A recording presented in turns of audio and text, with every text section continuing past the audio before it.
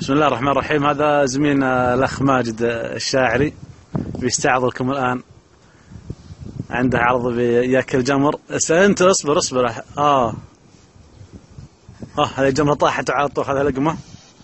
اصبر خلنا نشوف. لا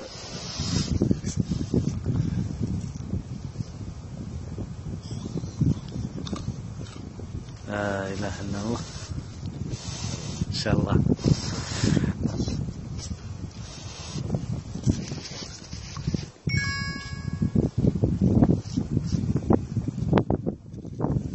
قاعد يستمتع الأخ الآن. كيف الوجبة أبو؟ هذا أحلى شيء في البرد. طبعا لا صار طفشان الرجال، ولع على عود وقام ياكل جمر ولا. جيب القزاز اللي هناك فوق. ما في أصل اللمبة.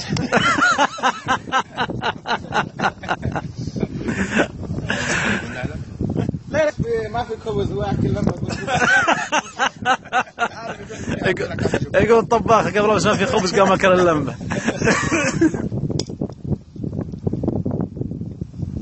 هذه يلا بسم الله. لمبه هنيون. بسم الله الرحمن الرحيم. ما شاء الله.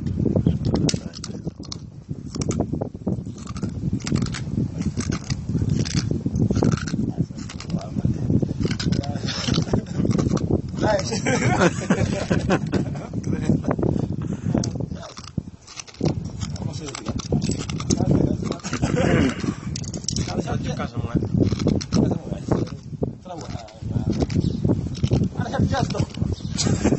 ترسل. هذا قزاز.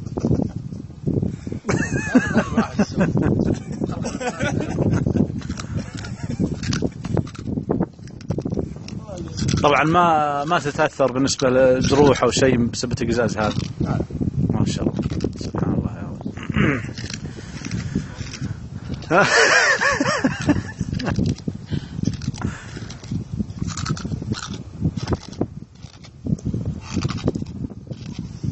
طيب بالنسبة للعقارب والحياة تمسكها ما عندك مشكلة؟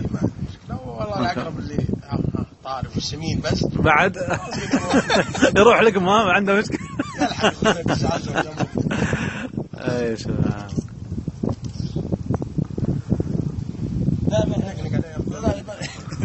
الله يعطيك العافية يا ماجد.